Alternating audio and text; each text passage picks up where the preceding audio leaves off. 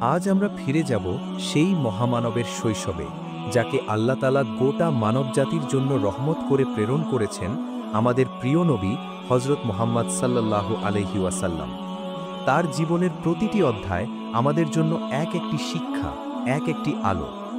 আজ আমরা জানব তার জীবনের প্রথম ১৩ বছরের কিছু করুণ অথচ প্রেরণাদায়ক ঘটনা, যেখান থেকে আমরা শিখতে পারি কষ্টে থেকেও কিভাবে আল্লাহর উপর ভরসা রাখতে হয়।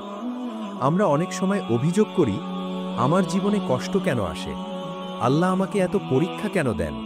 কিন্তু চিন্তা করে দেখুন, যিনি ছিলেন সবচেয়ে প্রিয় বান্দা, তার জীবন শুরুই হয় কষ্ট দিয়ে। আমাদের প্রিয় নবী সাল্লাল্লাহু আলাইহি ওয়াসাল্লাম জন্ম নেন ৫৭০ খ্রিস্টাব্দে পিতৃহীন অবস্থায়। জন্মের আগেই তার বাবা আব্দুল্লাহ ইন্তেকাল করেন। পৃথিবীর আলো দেখতে না দেখতেই তিনি এতিম হয়ে গেলেন। ভাবুন, নবীজি সাল্লাল্লাহু আলাইহি ওয়াসাল্লাম তখনও মার কোলের উষ্ণতা পাননি, অথচ পিতার ছায়া হারিয়ে ফেললেন। যে মা আমেনা তাকে বুকের মাঝে আগলে রেখেছিলেন, সেই মাও বেশি দিন পাশে ছিলেন না। মাত্র ৬ বছর বয়সে নবীজি সাল্লাল্লাহু আলাইহি ওয়াসাল্লাম মার স্নেহ থেকেও বঞ্চিত হন। মা তাকে নিয়ে গিয়েছিলেন মদিনা সফরে। ফেরার পথে আবওয়া নামক স্থানে ইন্তেকাল করেন। একটি ৬ বছর শিশু, মা নেই, বাবা নেই, চারদিকে অচেনা মুখ। কল্পনা করুন, এই বয়সে আমরা কত আদরে মানুষ হই, আর তিনি এমন এক শিশু যার মনে তখন হয়তো প্রশ্ন ছিল, আল্লাহ, আমি এতিম কেন?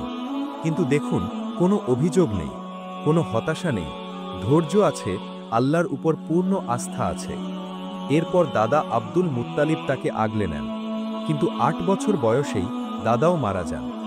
এরপর চাচা আবু তালিবের আশ্রয়ে আসেন। তিনিও দারিদ্র্যের মধ্যে ছিলেন। নবীজি সাল্লাল্লাহু আলাইহি ওয়াসাল্লাম আরাম আয়েশে বড় হননি, বরং জীবনের শুরু থেকেই কঠিন বাস্তবতা, কষ্ট, অনিশ্চয়তা সবকিছুর মধ্য দিয়েই গড়ে উঠেছেন। ৯ বছর বয়স থেকেই তিনি শ্রম শুরু করেন।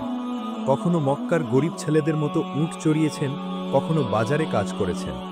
আরব সমাজে এই কাজগুলো ছিল নিম্ন শ্রেণীর কাজ, কিন্তু নবীজি সাল্লাল্লাহু আলাইহি ওয়াসাল্লাম কখনো অহংকার করেননি, লজ্জাও পাননি, বরং কষ্টকে ভালোবেসেছেন। তিনি নিজ হাতে উপার্জন করেছেন, নিজের প্রয়োজন পূরণ করেছেন। তিনি আমাদের দেখিয়ে দিয়েছেন হালাল রিজিকের জন্য পরিশ্রম করাও ইবাদত। ১৩ বছর বয়সে তিনি চাচা আবু তালিবের সঙ্গে সিরিয়ার দিকে বাণিজ্য সফরে যান। পথের কষ্ট, প্রখর রোদ, দীর্ঘ যাত্রা, একটুকুনো ক্লান্তি বা অভিযোগ করেননি, বরং প্রতিটি পদক্ষেপে আল্লাহর উপর তাওয়াক্কুল করেছেন। বন্ধুরা, ভাবুন তো, এই মহান মানুষটি যদি এত ছোট বয়সেই এত কষ্টের মুখোমুখি হতে পারেন, তাহলে আমরা কেন কষ্ট এলেই ভেঙে পড়ি? নবীজি সাল্লাল্লাহু আলাইহি ওয়াসাল্লাম এতিম ছিলেন, অথচ তিনি হয়েছেন সিরাজুন মুনিরা, আলোর বাতি। কষ্টের পাহাড় পার হয়ে তিনি হয়েছেন রহমতুল লিল আলামিন।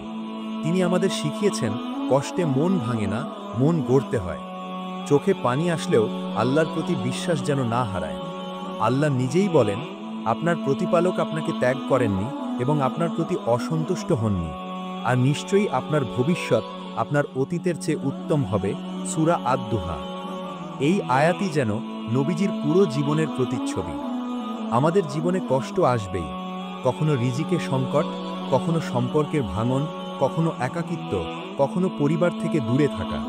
কিন্তু এই সব কষ্টই আল্লাহর পক্ষ থেকে আমাদের পরীক্ষা। নবীজি সাল্লাল্লাহু আলাইহি ওয়াসাল্লাম ছোটবেলা থেকেই একটার পর একটা কষ্টে পড়েছেন, কিন্তু কখনো হতাশ হননি। তিনি সবসময় বলতেন, আল্লাহ আমার জন্য যথেষ্ট, তিনি আমার অভিভাবক। আজ থেকে একটি সিদ্ধান্ত নেই, কষ্ট আসুক, আল্লাহকে ছেড়ে যাব না। একাকী লাগলে ভাবো, নবীজিও একাকী ছিলেন, অথচ তিনি হার মানেননি। অনিশ্চয়তা দেখলে ভাবো, নবীজির ভবিষ্যৎও ছিল অজানা, কিন্তু তিনি আল্লাহর উপর ভরসা রেখেছিলেন। দুঃখে ভেঙে পড়লে ভাবো, নবীজি তার মাকে কবর দিয়েছেন শিশু বয়সে, অথচ তখনও বলেছিলেন, আমার রব আমাকে যথেষ্ট। কষ্ট মানেই আল্লাহ ছেড়ে দিয়েছেন এমন না, বরং কষ্টের মধ্যেই লুকিয়ে আছে তার রহমত। নবীজির বাল্যজীবন তার সবচেয়ে বড় প্রমাণ।